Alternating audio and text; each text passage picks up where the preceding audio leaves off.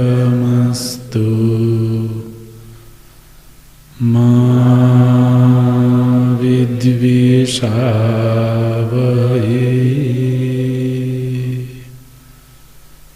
ॐ शान्तिः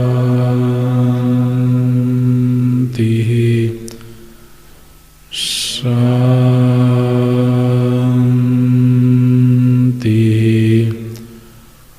शान्तिः।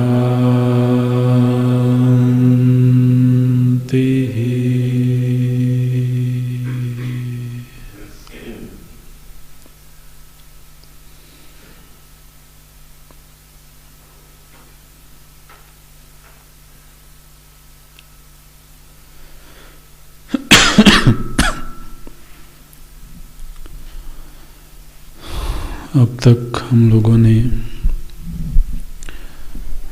भारतीय दर्शनों के अंतर्गत चार्वाक, जैन और बौद्ध, ये तीन नास्तिक दर्शन, फिर न्याय, वैशेषिक, सांख्य, पूर्व मीमांसा, सांख्य, योग, इन पांच आस्तिक दर्शनों की एक संक्षिप्त रूपरेखा का अवलोकन किया। इनमें से प्रत्येक दर्शन में कोई वैशिष्ट्य है, कोई अपूर्वता है, और जिस दर्शन की जो अपूर्वता है वो विशेष रूप से हम लोगों को ध्यान में रखना चाहिए। जैसे न्याय दर्शन में जो प्रमाण मीमांसा है, प्रायः सभी दर्शनों में उस मीमांसा को स्वीकार किया गया।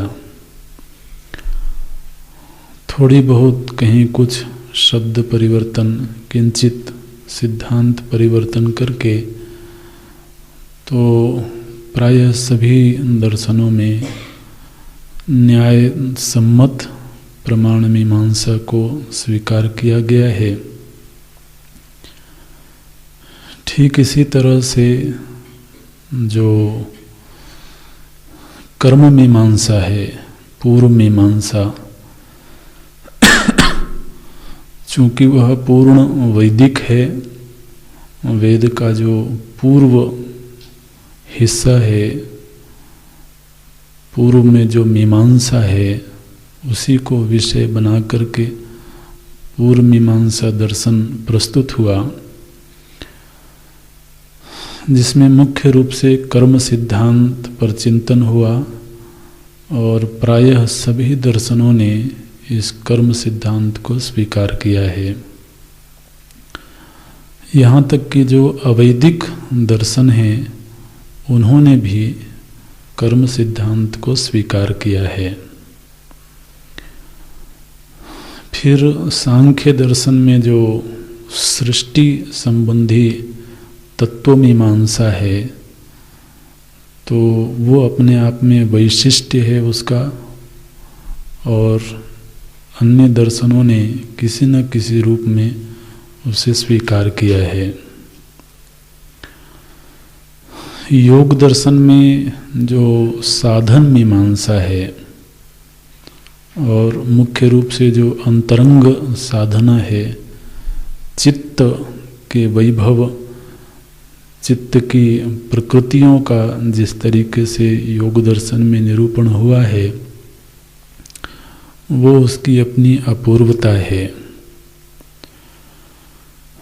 और उस साधन व्यवस्था को अष्टांग जो योग है, चित्त शुद्धि के निमित्त वो 8 उपाय हैं, सभी दर्शनों ने उसे स्वीकार किया है।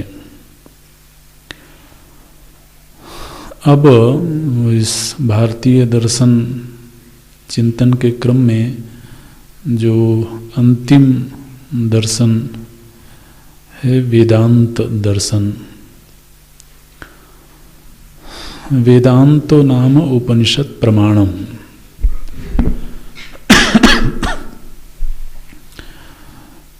तो वेदांत शब्द का तो मुख्य अर्थ उपनिषद है, लेकिन जब वेदांत दर्शन की बात करते हैं तो वेदांत दर्शन में प्रस्थानत्रयी को प्रमाण के रूप में स्वीकार किया गया है। अन्य दर्शनों ने जब वेदांत के किसी सिद्धांत का खंडन किया, उस पर चिंतन किया, तो उनकी दृष्टि में वेदांत का जो मुख्य अर्थ है वह अद्वैत वेदांत से जुड़ करके है। वेदांत माने अद्वैत वेदांत, ऐसा लोग मानते हैं। किंतु वेदांत में ही कालांतर में अनेक संप्रदाय तो प्रचलित हुए। उनमें मुख्य रूप से तो 4 संप्रदाय तो प्रकाश में आए, तो उनका भी अपना स्वतंत्र दर्शन है, स्वतंत्र चिंतन है। लेकिन वो वेदांत इसलिए कहे गए क्योंकि उन सभी दर्शनों ने प्रस्थानत्रयी को प्रमाण के रूप में स्वीकार किया है। तो प्रस्थानत्रयी का मतलब आप जानते हैं, श्रुति प्रस्थान, स्मृति प्रस्थान और सूत्र प्रस्थान। तो ये श्रुति प्रस्थान में उपनिषद आते हैं, स्मृति प्रस्थान में श्रीमद् भगवद गीता, और सूत्र प्रस्थान ब्रह्मसूत्र। ब्रह्मसूत्र और श्रीमद् भगवद गीता ये दोनों प्रस्थान पौरुषेय हैं, जबकि श्रुति प्रस्थान अपौरुषेय है। तो श्रीमद् भगवद गीता का अवतरण हुआ महाभारत काल में, और ब्रह्मसूत्र की रचना तो भगवान वेदव्यास जी के द्वारा की गई। तो इस तरह से, और श्रीमद् भगवद गीता का भी लेखन भगवान वेदव्यास जी के द्वारा किया गया। इसलिए दोनों पौरुषेय ग्रंथ माने जाते हैं, जबकि उपनिषद अपौरुषेय हैं। तो इस प्रस्थानत्रयी को मोक्ष के लिए जिन दर्शनों ने प्रमाण माना वो वेदांत दर्शन कहलाते हैं। इसमें मुख्य रूप से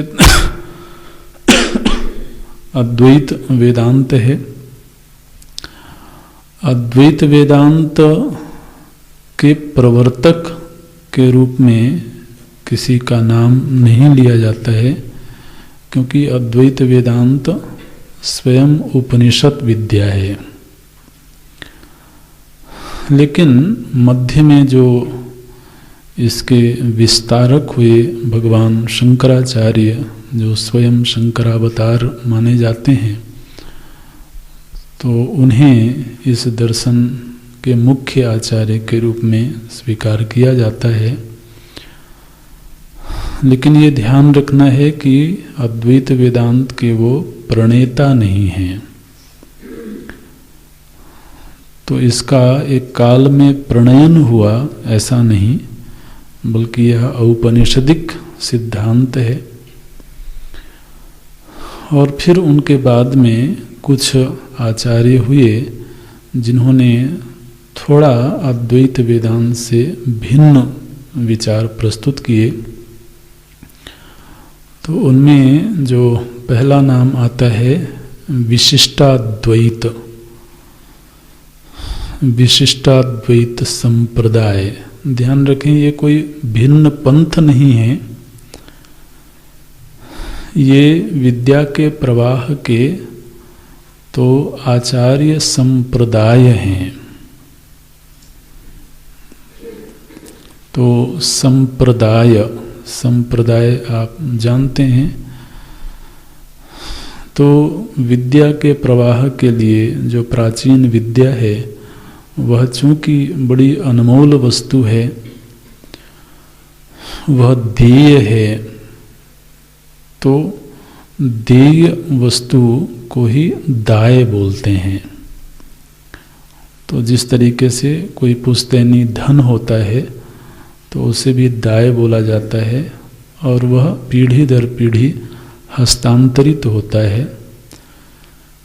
ठीक इसी तरह से जो विद्या है, अध्यात्म विद्या है, वह भी बड़ी अनमोल वस्तु है, लोकोपकारी वस्तु है, तो इसलिए उसे भी दाय बोलते हैं।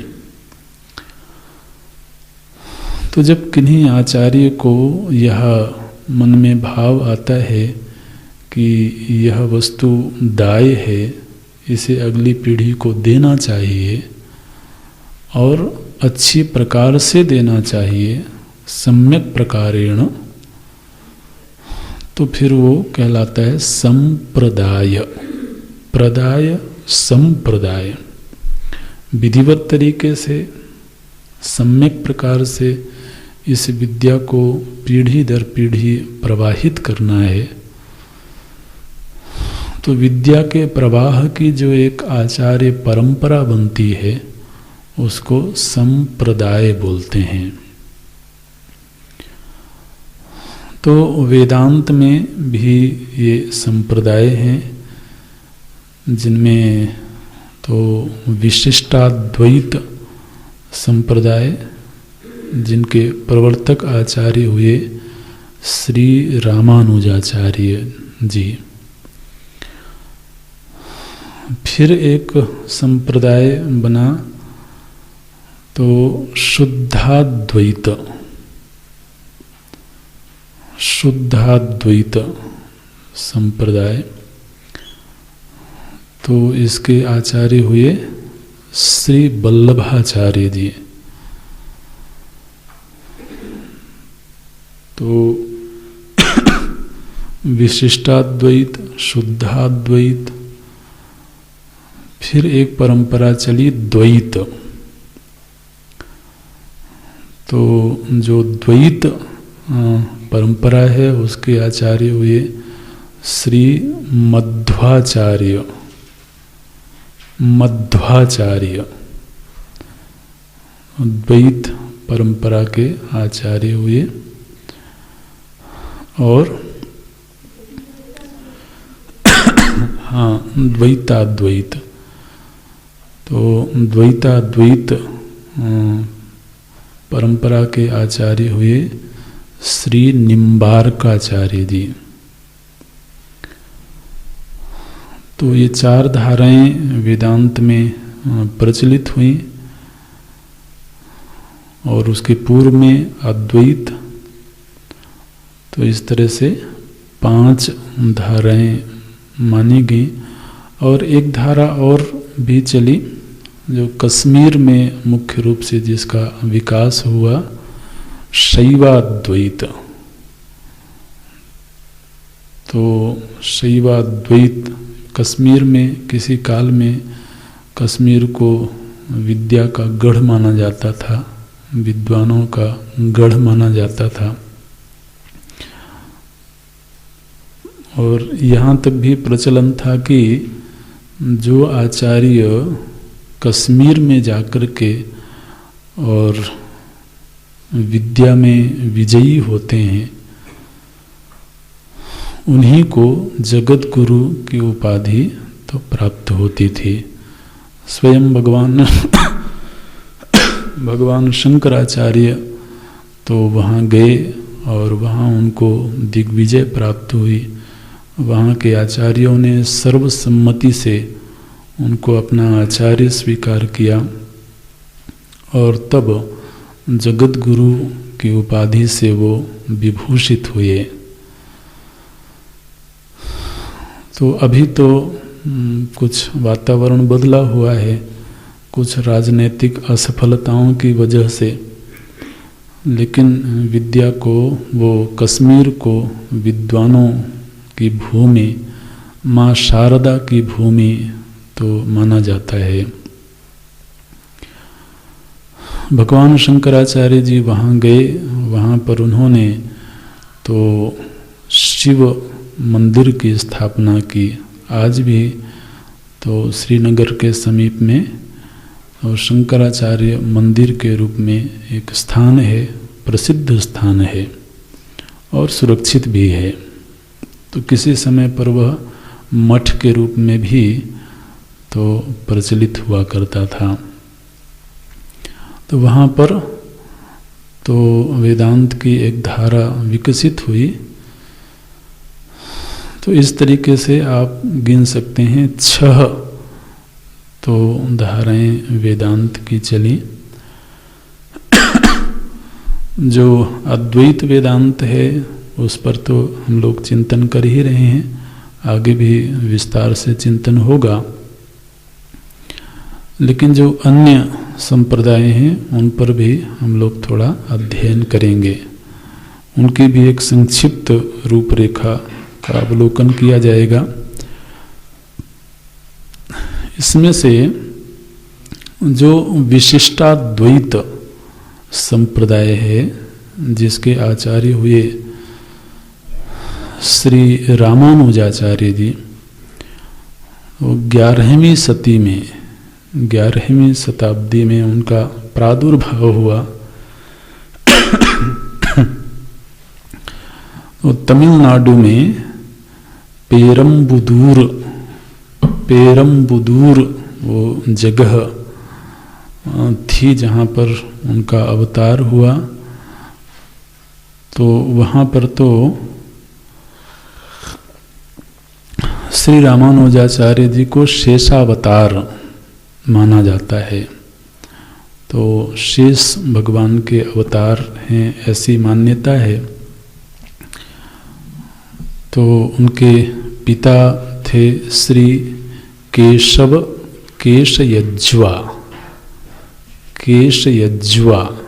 उनके पिता थे, और वो भी बड़े विद्वान तो श्रोत्रिय ब्राह्मण थे।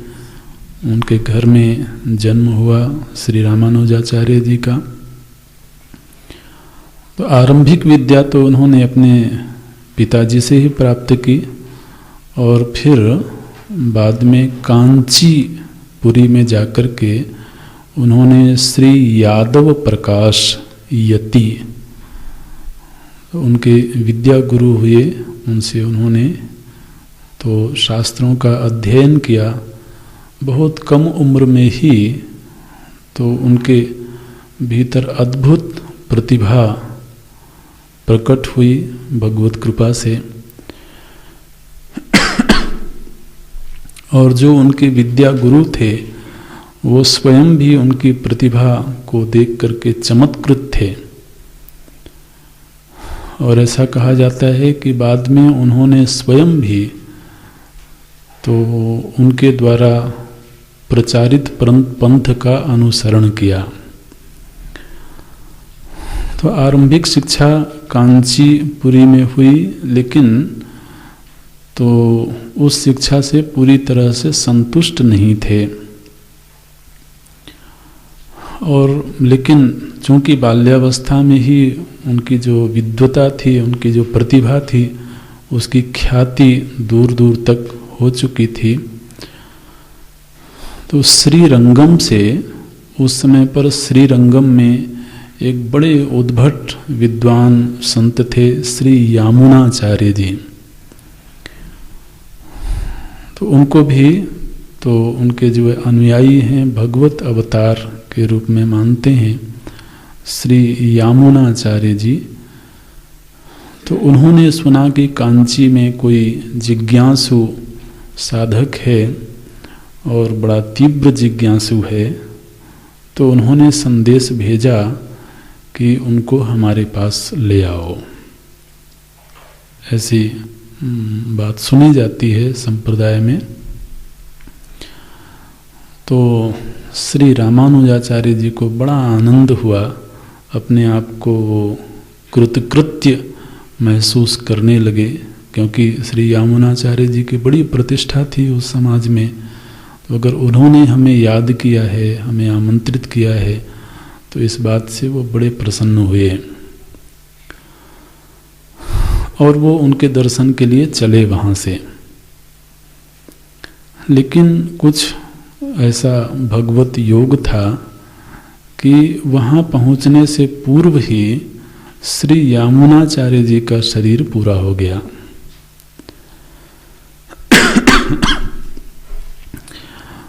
तो जब वहाँ पर पहुँचे श्री रामानुजाचार्य जी, तो केवल उनके विग्रह का दर्शन करने का उनको सौभाग्य प्राप्त हुआ और उनसे कोई वार्तालाप नहीं हुई। लेकिन उनके जो ग्रंथ थे, श्री यामुनाचार्य जी के द्वारा लिखित जो ग्रंथ थे और उनके द्वारा प्रचारित जो सिद्धांत था, उसी सिद्धांत से श्री रामानुजाचार्य जी को प्रेरणा मिली। तो एक तरीके से उन्होंने अपने गुरु के रूप में तो श्री यामुनाचार्य जी को ही स्वीकार किया।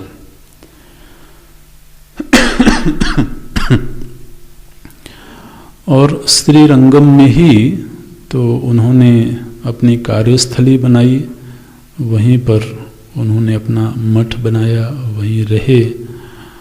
और उस समय एक ग्रंथ प्रचलित था,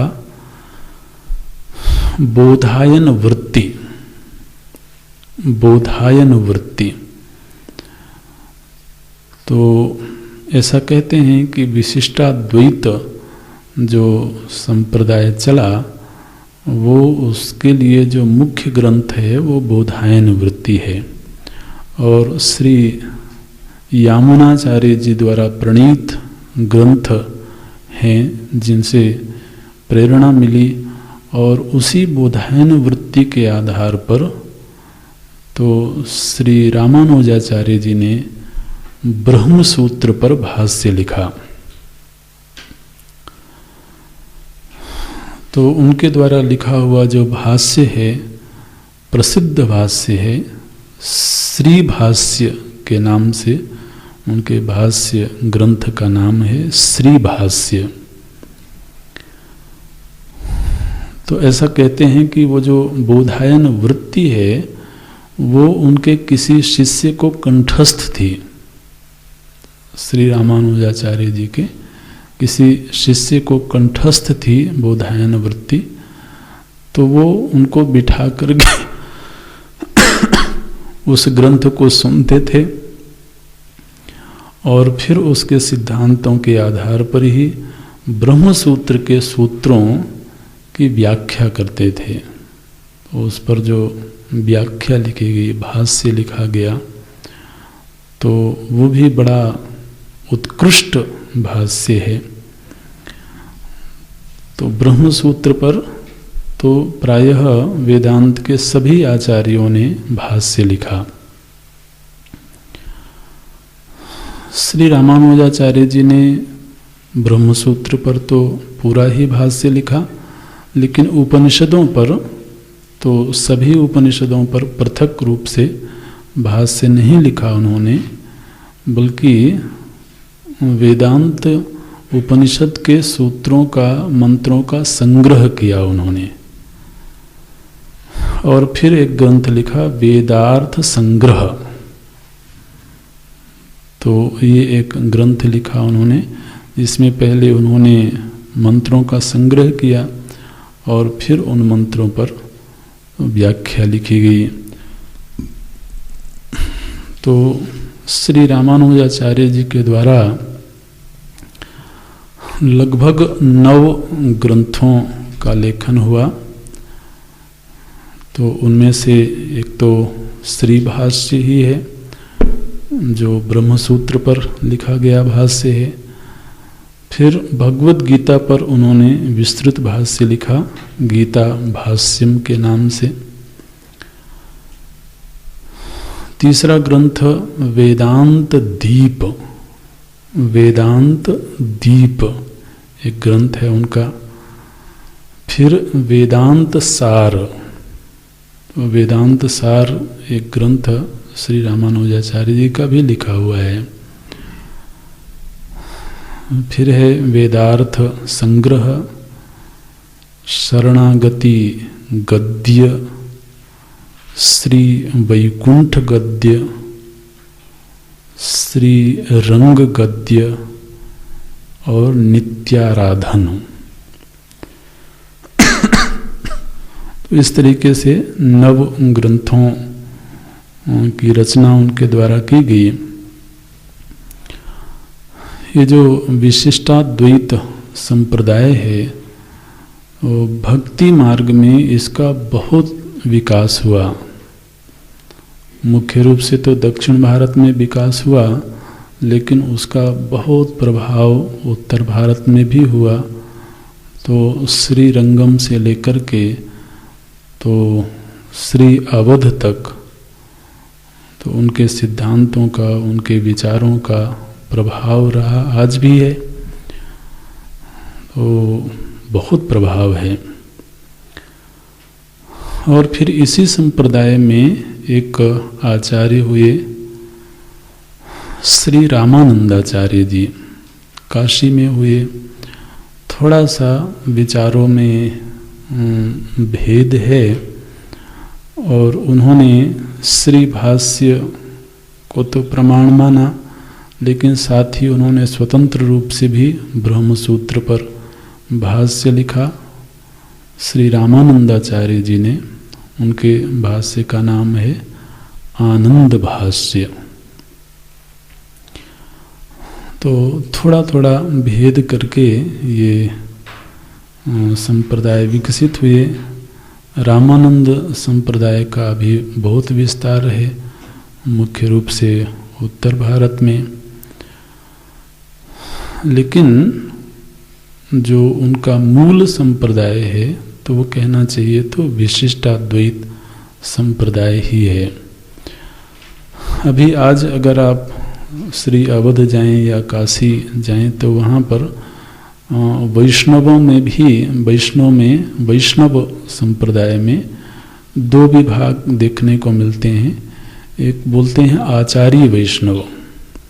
आप में से जो लोग वहाँ रहे होंगे कहीं आश्रमों में, तो आचार्य वैष्णव, तो आचार्य वैष्णव का मतलब है वहाँ आचार व्यवस्था बहुत सुदृढ़ है, माने छुआछूत आदि, और तो जो नियम निष्ठा है वो बहुत पक्की है। तो ऐसे भी संत हैं महाराज जो स्वपाकी हैं। स्वपाकी माने तो अपने हाथ से ही बना करके तो प्रसाद ग्रहण करना है। ऐसे बड़े आचार्य होंगे, उनकी शिष्य परंपरा भी होगी, लेकिन फिर भी वो एक नियम है कि अपने हाथ से ही प्रसाद बनाना है, भगवान को भोग लगाना है, फिर प्रसाद ग्रहण करना है। वो बड़ी निष्ठा है वो। तो आचार्य वैष्णव बोलते हैं उनको ऐसे। तो ये जो विशिष्टाद्वैत संप्रदाय है, इसमें तो जो आचार्य थे श्री रामानुजाचार्य जी, बहुत तरह की जिज्ञासाएं थी उनके मन में, बहुत तरह के प्रश्न थे उनके मन में। और श्रीरंगम में जब वो पधारे तो ऐसा कहते हैं कि स्वयं भगवान ही तो उनकी जिज्ञासाओं का उत्तर देते हैं, उनको संतुष्ट करते हैं। और फिर उन्होंने विस्तृत रूप से शास्त्रों का अध्ययन किया, चिंतन किया, अनुशीलन किया, और फिर समस्त पुराणों का अध्ययन किया, और पुराणों के आधार पर ही उन्होंने फिर सृष्टि मीमांसा प्रस्तुत की। तो ये जो उनके दर्शन का नाम पड़ा विशिष्टाद्वैत दर्शन, इस नाम का भाव यह है, उन्होंने ये कहा कि इस सृष्टि में केवल मूल तत्व एक ही है, और वो है ईश्वर। केवल ईश्वर ही इस सृष्टि का मूल तत्व है, वही अभिन्न निमित्त उपादान कारण है। तो चूंकि एक है इसलिए वह अद्वैत है, तत्सदृश और कोई नहीं है, समसत्ताक और कोई दूसरा पदार्थ नहीं है, दूसरी वस्तु नहीं है। तो इसलिए ईश्वर ही एकमात्र इस सृष्टि का मूल है, इसलिए वह अद्वैत है। किंतु वह जो ईश्वर तत्व है वह विशेषणों से युक्त है, निर्विशेष नहीं है। तो वो जो ईश्वर तत्व है वह विशेषणों से युक्त है, सविशेष ईश्वर है। तो उसके विशेषण क्या हैं? बोले मुख्य रूप से दो विशेषण हैं, चित और अचित। तो तत्व तो एक ही है, लेकिन उसके दो विशेषण हैं। एक विशेषण है चित और एक अचित। तो चित अचित विशिष्ट अद्वैत तत्व है, तो नाम पड़ा विशिष्टाद्वैत। है वो अद्वैत, किंतु विशेषणों से युक्त अद्वैत है, इसलिए नाम रखा गया विशिष्टाद्वैत। और वो विशेषण क्या है? तो बोले चित और अचित। इसको ऐसे ही समझें जैसे नील कमल है, नील कमल पुष्प है, तो पुष्प एक ही है, लेकिन उसमें एक विशेषण है नीलिमा, और सुगंधित भी है वह, तो एक विशेषण है सुगंधी। तो वह जो नील कमल है वह एक ही है, लेकिन वह नीलिमा और सुगंधी रूपी विशेषणों से विशिष्ट है। तो जो नीलिमा है और सुगंधी है वो कमल से पृथक वस्तु तो नहीं है। अगर वो पृथक होती तब तीन की गणना की जाती, लेकिन जो विशेषण है वो विशेष्य से पृथक नहीं है, इसलिए तत्व तो एक ही है, वो है पुष्प, नील कमल, और उसके दो विशेषण हैं, नीलिमा और सुगंधी। ठीक इसी तरह से ईश्वर तत्व एक है, लेकिन उसके दो विशेषण हैं, चित अचित। तो चित अचित विशिष्ट अद्वैत तत्व है, इसलिए नाम पड़ा विशिष्टाद्वैत। अच्छा, इस दर्शन में प्रमाण तीन माने गए हैं, प्रत्यक्ष, अनुमान और आगम। प्रत्यक्ष, अनुमान, आगम। आगम माने शब्द प्रमाण। शब्द प्रमाण में दोनों गिनना है, लौकिक शब्द प्रमाण और वैदिक शब्द प्रमाण। और ये जो तत्व मीमांसा है, तो तत्व मीमांसा में जैसा कि हमने कहा कि केवल ईश्वर ही एक तत्व है, वह जो ईश्वर है वह चित अचित विशिष्ट है। चित मने होता है सजीव, माने जो जीव जगत है वह चित है, और ये जितने जीव हैं ये उस ईश्वर के विशेषण हैं। माने जीव ईश्वर से भिन्न नहीं है। क्या कह रहे हैं कि चित अचित विशिष्ट ईश्वर है ना, तो चित भी उनका विशेषण है और अचित भी विशेषण है। तो चित है माने जो जीव हैं वो उस परमात्मा के विशेषण हैं। परमात्मा से पृथक जीवों की स्वतंत्र सत्ता नहीं है, और जीवों में यत्किंचित जो स्वतंत्रता दिखाई देती है, थोड़ी सी स्वतंत्रता हमको मालूम पड़ती है कि हमारे पास में है, लेकिन यत्किंचित जो स्वतंत्रता है वो उनके अनुग्रह से है, उनकी कृपा से तो जीवों को थोड़ी सी स्वतंत्रता मिली हुई है, लेकिन सर्वथा उनसे पृथक नहीं है। तो इस सृष्टि में एक चित सत्ता है और एक अचित सत्ता है। अचित माने निर्जीव सत्ता।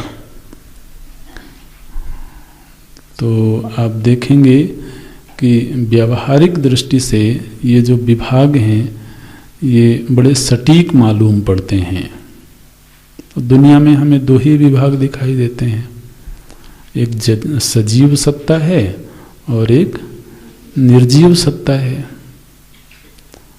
तो दुनिया का अगर विभाग किया जाए, सृष्टि का विभाग किया जाए, तो यही दो विभाग दिखाई देते हैं, सजीव और निर्जीव। और ये जो सजीव और निर्जीव जगत है यह उस परमात्मा से अभिन्न है। तो ये जो जगत है ये क्या है, बोले ये उनका विशेषण है। तो महाराज हम सब जो जीव हैं वो उनके अंग हैं, उनके विशेषण हैं, और वो अंगी हैं, विशेष्य हैं। तो उन्हीं के अंश हैं हम। तो अंश जो होता है, अंशी से पृथक उसका स्वतंत्र अस्तित्व तो नहीं होता है, तो हम उनके अंश हैं। ईश्वर अंश, जीव अविनाशी। देखिए ऐसे। अब ये जो चित्त है माने जो जीव है, इसके तीन विभाग हैं। जीव के तीन विभाग हैं। अब ये जो भी चर्चा होगी ये विशिष्टाद्वैत संप्रदाय के विचारों के आधार पर होगी, तो आप ध्यान रखना। तो जो जीव सत्ता है उसके तीन विभाग हैं। एक है बद्ध जीव, फिर एक है मुक्त जीव और तीसरा है नित्य। बद्ध, मुक्त और नित्य।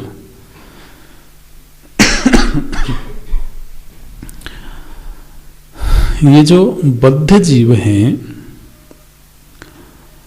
ये वो जीव हैं जो अचित से बंध गए हैं। ये जीव हालांकि परमात्मा के अंश हैं, स्वयं चेतन स्वरूप हैं, लेकिन चेतन स्वरूप होने के बावजूद, चित स्वरूप होने के बावजूद अज्ञान की वजह से ये अचित से बंध गए। तो अचित जो है, जड़ प्रपंच है, उससे तादात्म्यपन्न होकर के बंध गए और बंध जाने की वजह से उनका संसरण हो रहा है। उनका माने हमारा, आपका।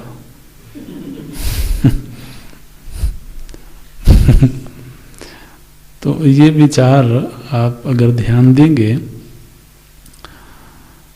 तो सांख्य और योग दर्शन के बड़े करीब है। वहाँ पर भी क्या कहा गया, बंधन का हेतु क्या है, बोले पुरुष और प्रकृति का अज्ञानजन्य तादात्म्य, और वह जो अज्ञानजन्य तादात्म्य है वही उसमें कर्तृत्व पैदा करता है और कर्म होता है। फिर कर्म और भोग की परंपरा चलती है और संसरण चलता है। यहाँ पर भी इन्होंने कहा कि ये जो बद्ध जीव है, यह अचित से, माने जो जड़ पदार्थ हैं उनके साथ में अज्ञानजन्य तादात्म्य हो गया है, बंधन हो गया है। अब ये जो बद्ध जीव हैं ये ब्रह्मा भी हो सकते हैं। ब्रह्मा से लेकर के पिपीलिका पर्यंत ये बोलते हैं। तो ये बद्ध जीव की कोटि में आ जाएंगे।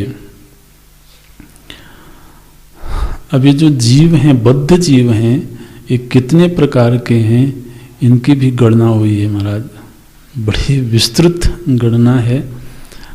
तो इनके विभागों की गणना है, कितने प्रकार की जातियां होती हैं, कितने प्रकार की योनियां होती हैं, इसका विस्तृत चिंतन हुआ है। तो इसमें उन्होंने कहा कि जो ईश्वर है, अखिल कल्याण गुणगण निधान, जो ईश्वर है उनका अपना एक लोक है। भगवान नारायण के रूप में वो अपने लोक में निवास करते हैं और वो कभी तो क्षीर सागर में, तो शेष सैया में विराजते हैं, कभी वैकुंठ में विराजते हैं। तो अब उनकी अपनी पूरी शासन व्यवस्था है। वहाँ उनके सेवक होते हैं, उनके पार्षद होते हैं, वो सब नित्य जीव हैं। तो जो उनकी सेवा में प्रस्तुत होते हैं, तो जो भगवान नारायण हैं वही सृष्टि के मूल हैं। और ये जो जीव जगत है ये उनका अंश है, उनके विशेषण है। और जो अचित जगत है वह भी उन्हीं का विशेषण है। भगवान नारायण के नाभि कमल से ब्रह्मा जी प्रकट हुए। तो आप देखिए पुराणों में ये प्रसंग सुने जाते हैं। तो विशिष्टाद्वैत संप्रदाय में इनको सृष्टि निर्माण की प्रक्रिया में इसी रूप में स्वीकार किया गया। भगवान नारायण का जो नाभि कमल है वो चतुर्दश भुवनात्मक, ये जो 14 भुवन है, ये 14 भुवन ही उनका नाभि कमल है। अंतरिक्ष उनकी नाभि है। आप देखिए, तो जैसे कमल खिलता है ना, तो उसमें अनेक पंखुड़ियाँ होती हैं। इसी तरीके से जब उनके नाभि प्रदेश से कमल खिला तो चतुर्दश भुवनात्मक वो नाभि कमल प्रकट हुआ। और उस नाभि कमल की कर्णिका में, माने जो मध्य भाग है उसका, उसमें सर्वप्रथम ब्रह्मा जी प्रकट हुए। अब जो नाभि कमल है तो वो नाल है, तो उसमें अनेक वर्षों तक ब्रह्मा जी भ्रमण करते रहे।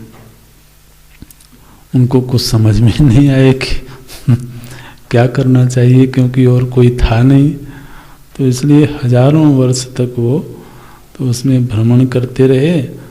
और फिर उनको भगवत वाणी सुनाई दी, तप तप तप, इस तरीके से।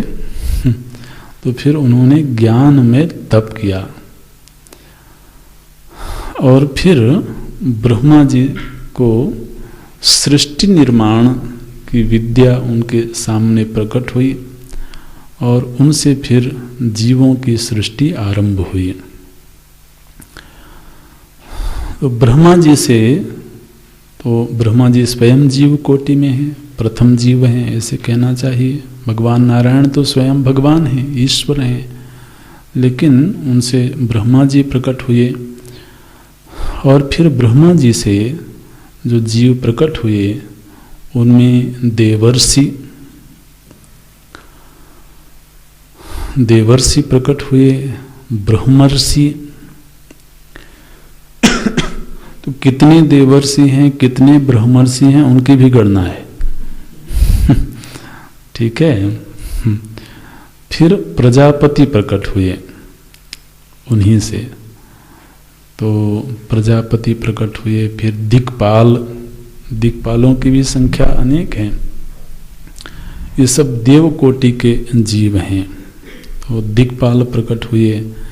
फिर उन्हीं से मनु प्रकट हुए। तो 14 प्रकार के मनु हैं, वो उनसे प्रकट हुए। फिर असुर, ये भी एक देव योनि ही है, वो प्रकट हुए। पितृ, सिद्ध, गंधर्व, यक्ष, चारण, किन्नर, विद्याधर, किमपुरुष। तो ये सब देवकोटि के जीव हैं, तो ये उनसे प्रकट हुए।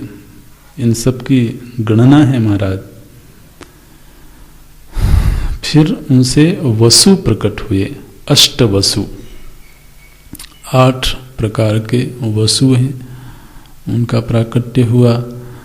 फिर 12 आदित्य, 12 प्रकार के आदित्य हैं, वो प्रकट हुए।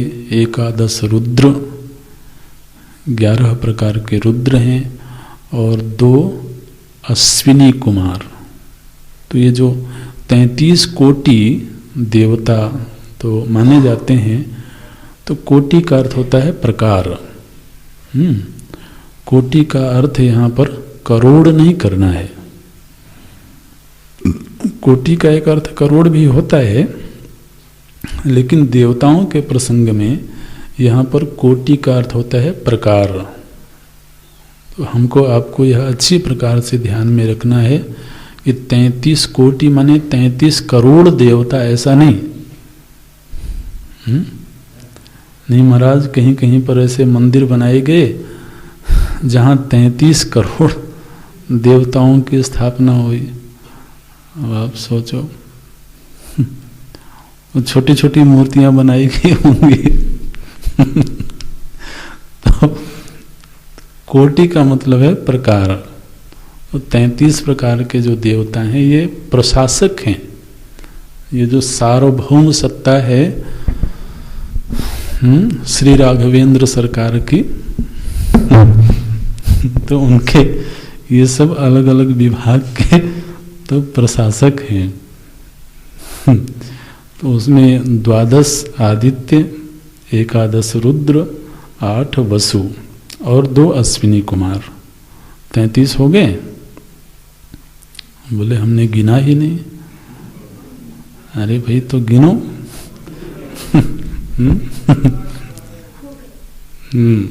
द्वादश आदित्य, एकादश रुद्र। अब ये संस्कृत तो कठिन नहीं पड़ रही है ना।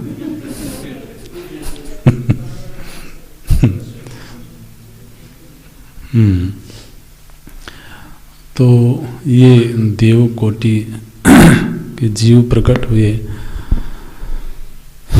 फिर दानव, यक्ष, राक्षस, पिशाच, गुह्यक, तो ये सब भी प्रकट हुए। और फिर मनुष्य योनि के जीव तो प्रकट हुए। और मनुष्य के बाद में फिर तिर्यक माने पशु, जिनका जो शरीर है वो तिरछा होता है, पृथ्वी के समानांतर होता है, उनको तिर्यक बोलते हैं। तो तिर्यक और फिर स्थावर, जैसे वृक्ष आदि हैं, तो ये भी जीव ही हैं, लेकिन ये तो चलायमान नहीं है, इसलिए स्थावर हैं बोला जाता है इनको।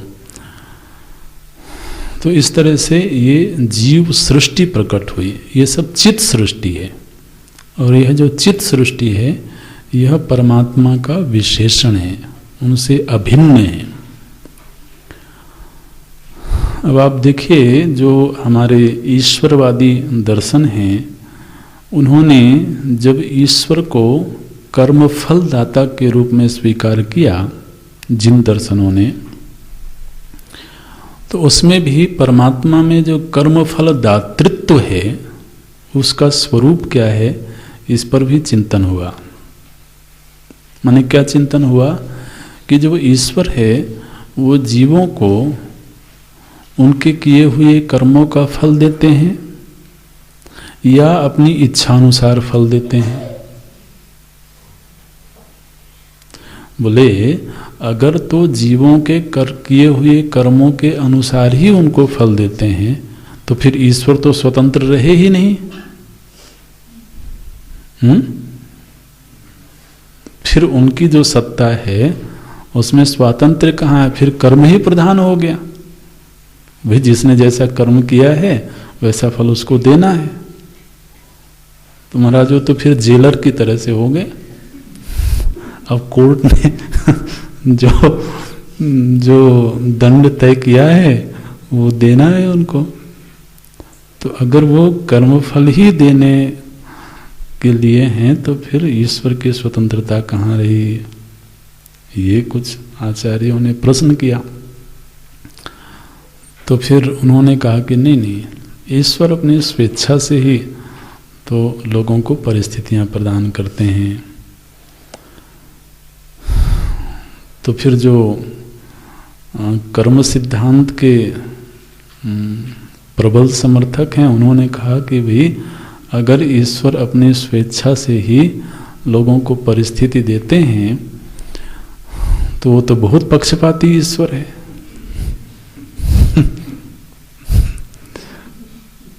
बिल्कुल।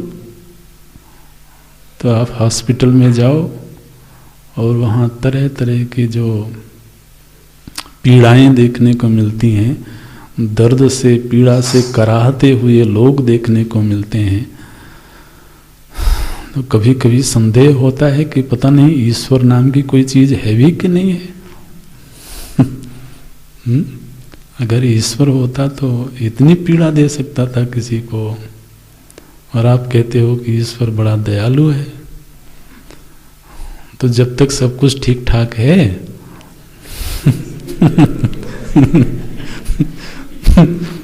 तब तक गा बजा लो। तो अगर तो वो अपनी स्वेच्छा से तो लोगों को फल देते हैं, या तो वो पक्षपाती हैं या तो वो क्रूर कर्मा हैं, ऐसे। तो इस पर चिंतन हुआ है और जिस दर्शन में जो प्रसंग आएगा तो चर्चा करेंगे हम। लेकिन जो मनुष्य योनि है, देखिए मनुष्य योनि के लिए ये बात कही गई कि मनुष्य योनि केवल जीव के कर्म का फल नहीं है, ये बोलते हैं। समस्त जीव कोटि में जो मनुष्य शरीर है वह केवल कर्म का फल नहीं है, बल्कि वह उनके अनुग्रह का फल है। कबहू की करी करुणा नर देही, देत ईश बिनु हेतु सनेही। गोस्वामी जी ने लिखा, बोलते हैं कि वो जो करुणा निधान है, जब उन्होंने देखा कि यह जीव अनेक योनियों में भटकते भटकते अब त्रस्त हो चुका है, अपने ही कर्मों का फल भोगते भोगते न जाने कितनी योनियों में भटका है, इसलिए अब इसका उद्धार होना चाहिए, इस संसरण से भी इसको मुक्ति मिलनी चाहिए। तो इस भाव को ध्यान में रख करके अत्यंत करुणा पूर्वक बिना किसी हेतु के, बिना हेतु, ये बोलते हैं बिना हेतु के, वैसे तो योनि के प्राप्त होने का हेतु है कर्म, है ना, तो लेकिन यह जो मनुष्य शरीर मिला इसमें उन्होंने कर्म का ध्यान नहीं रखा, अपनी इच्छा से अपनी करुणा से तो उन्होंने जीव को मनुष्य देह प्रदान किया, ये बोलते हैं। यह मनुष्य देह क्यों दिया उन्होंने? क्योंकि यह वह देह है जिसमें रह करके साधन भजन किया जा सकता है। तो यह धाम है, यह जो मनुष्य देह है ये क्या है? बोले ये धाम है, प्रवेश द्वार है, मोक्ष में प्रविष्ट होने का, भगवत धाम में प्रविष्ट होने का ये द्वार है। साधन धाम मोक्ष कर द्वारा, ये बोलते हैं। साधन का धाम है, इसी में रह करके साधन भजन किया जा सकता है, सत्कर्मों का संग्रह किया जा सकता है और इसी में रह करके अपवर्ग की प्राप्ति की जा सकती है, भगवत धाम को प्राप्त किया जा सकता है। तो इस तरह से यह जो साधन धाम है ये प्रभु जी ने अनुग्रह पूर्वक कुछ जीवों को प्रदान किया। तो इस शरीर का उद्देश्य भोग नहीं है, भोग के लिए और बहुत सारी योनियां हैं और बहुत सारे शरीर हैं। इस सृष्टि में केवल यह मनुष्य शरीर ही ऐसा है जिसका उद्देश्य मोक्ष है। अब ऐसे शरीर को पाकर के हम वही कार्य करें जो अन्य योनियों में होता है, केवल भोग में अगर इसको बिताया जाए तो ये भगवान के द्वारा की गई अनुग्रह का उपहास है। उन्होंने जो अनुग्रह किया एक तरीके से हमने उसका मान नहीं रखा, ये बोलते हैं। तो अखिल करुणा अखिल कल्याण गुणगण निधान जो प्रभु हैं, ये इस तरीके से भगवान का नाम लेते हैं। वो अखिल कल्याण गुणगण निधान, उनमें जो गुण हैं, गुणों के निधान हैं, वो समस्त गुणों के आश्रय हैं। और वो गुण कैसे हैं? बोले वो ऐसे गुण हैं जो जीवों का कल्याण करने वाले हैं। बोलते हैं अखिल कल्याण गुणगण निधान। परमात्मा भगवान नारायण तो कुछ जीवों को मनुष्य देह देते हैं, मोक्ष का द्वार प्रदान करते हैं, ताकि वह इसी द्वार का सहारा लेकर के उनके धाम में प्रविष्ट हो सके और संसरण से मुक्त हो सके। यह जो चित्त सृष्टि है वह उनका विशेषण है, और जो अचित सृष्टि है वह भी उनका विशेषण है। उसका सृजन भी उन्हीं के द्वारा हुआ। अचित सृष्टि का सृजन क्यों हुआ? क्योंकि जीवों ने कर्म किए हैं तो उनको अपने कर्मानुसार फल चाहिए, तो भोग योग्य स्थान चाहिए, भोग्य सामग्री चाहिए, और साथ ही उनमें से जो विरक्त जीव हैं उनको अपवर्ग चाहिए, मुक्ति चाहिए। तो मुक्ति के लिए भी सृष्टि का ही सहारा लेना होता है। तो इसके लिए उनके माध्यम से अचित सृष्टि प्रकट हुई। इस अचित सृष्टि का स्वरूप क्या है उसका भी तो चिंतन हुआ है विस्तार से, लेकिन अभी यही पूरा करते हैं, अगली कक्षा में देखेंगे। ओम